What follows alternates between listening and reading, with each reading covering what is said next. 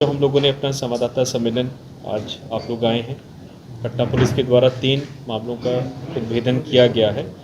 सबसे पहले पटना के मसौड़ी अनुमंडल में धनोरा थाना क्षेत्र में इस साल का दूसरा मिनी गन फैक्ट्री को पकड़ा गया है।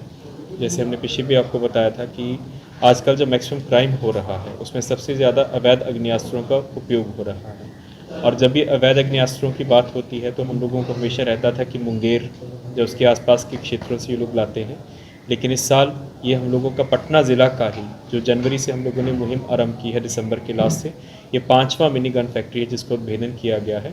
इससे पहले 2 नौबतपुर में किए गए थे, एक पिपरा में किया गया था और धनरुआ में जनवरी में किया गया था, और आज भी ये धनोरा थाना क्षेत्र अंतर्गत बिरचकिया गाँव है। इसमें एक टुनटुन यादव नाम का व्यक्ति था जिसके खेत में ये मिनी गन फैक्ट्री चल रहा था।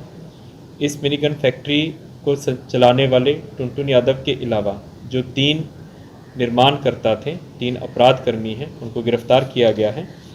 उनका नाम है भगवाली विश्वकर्मा उर्फ मुन्ना, पिता का नाम है स्वर्गीय बिरजू विश्वकर्मा जो कि चिकसौरा बाज़ार थाना नालंदा ज़िला नालंदा का रहने वाला है। सहदेव यादव, पिता का नाम बुद्धू यादव, साकिन मरांची, ये भी चिकसौरा थाना नालंदा ज़िला का रहने वाला है, और चट्टान यादव, पिता स्वर्गीय कुलदीप यादव, बिरचकिया गांव धनरुआ थाना क्षेत्र का रहने वाला है। और जिसके खेत में ये मिनीगन फैक्ट्री चल रही थी उसका नाम है टुनटुन यादव, पिता का नाम शिवनंदन यादव, ये बीर गांव थाना धनरुआ का रहने वाला है। इनके पकड़े जाने से 2 बहुत ही अच्छी क्वालिटी के देसी कट्टा पूरी तरह से निर्मित जो कि बेचने के लिए रेडी थे वो बरामद हुए हैं। एक अर्धनिर्मित राइफल का बैरल, 3 अर्धनिर्मित देसी कट्टा जो कि निर्माण की स्टेज में थे वो बरामद हुए हैं। खोखा बरामद हुआ है और बेस मशीन बरामद हुई है, और हथियार को बनाने के लिए बहुत भारी मात्रा में जो बाकी सामग्री का उपयोग किया जाता है, उपकरणों का उपयोग किया जाता है, वो बरामद हुआ है।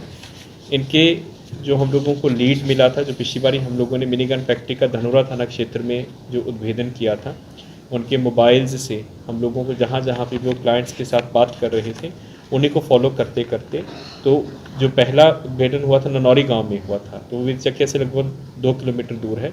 उसी को ट्रेल को फॉलो करते हुए पता चला कि एक और मिनी गन फैक्ट्री चल रही है जिसका सफलतापूर्वक अनुमंडल पुलिस पदाधिकारी मसौड़ी के द्वारा इनके नेतृत्व में टीम गठित की गई थी, तो थानाध्यक्ष धनरुआ के द्वारा किया गया है, और ये भारी मात्रा में ये सब उपकरणों को और हथियारों को बरामद किया गया है।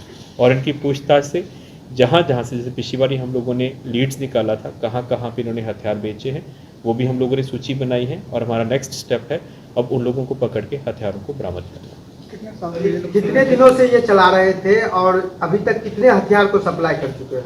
ये लगभग इस वाली लोकेशन पे पिछले 4 महीना से ये इलीगल जो मिनी गन फैक्ट्री है चल रही थी, और इनके जो हम लोगों ने भी सूची बनाई है और इनके जो फ़ोन्स का हम लोगों ने एनालिसिस किया है, तकरीबन 1.5 दर्जन लोगों को, यानी कि 15 लोगों को ये लोग हथियार बेच चुके थे, जिनमें से बहुत से लोग सत्यापित हुए हैं, और वहाँ से हथियार रिकवरी और जो इनके माध्यम है जो बिचौलिया है वो भी आइडेंटिफाई हुए हैं।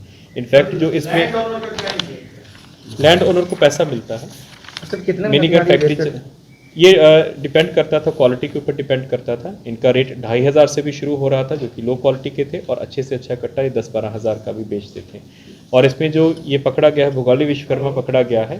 पिछली बार आपको याद होगा जो पिछली मिनी गन फैक्ट्री का उद्भेदन हुआ तो बुंडेला विश्वकर्मा नाम का अपराधी उसमें था, उसी का रिश्तेदार है, तो उसी के ट्रेन को फॉलो करते करते हम लोग इस तक पहुँचे हैं, और ये निरंतर कार्रवाई जारी रहेगी। ये पटना पुलिस का 5वां मिनी गन फैक्ट्री है जो पिछले 2.5 महीनों में हम लोगों ने पकड़ा है।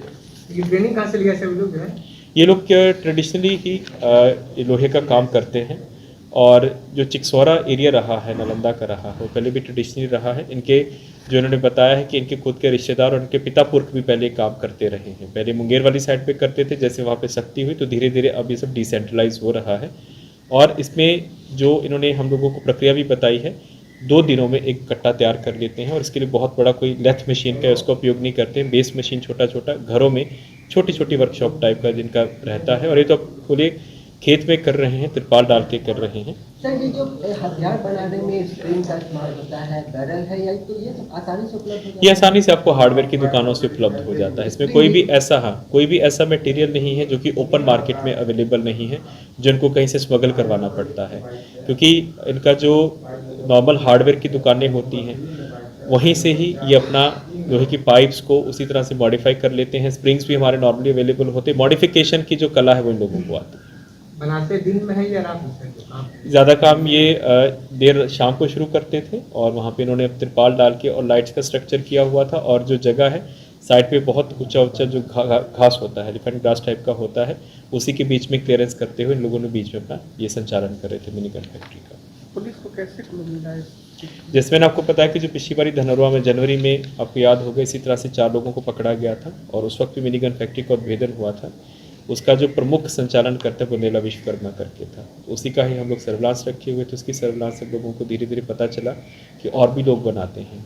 उसी का ही हम लोग ट्रेल को फॉलो करते करते जो ये भुगोली विश्वकर्मा इस तक पहुँचे और जब इसको फॉलो करना शुरू किया तो ये मिनी गन फैक्ट्री की लोकेशन हम लोगों को पता चला।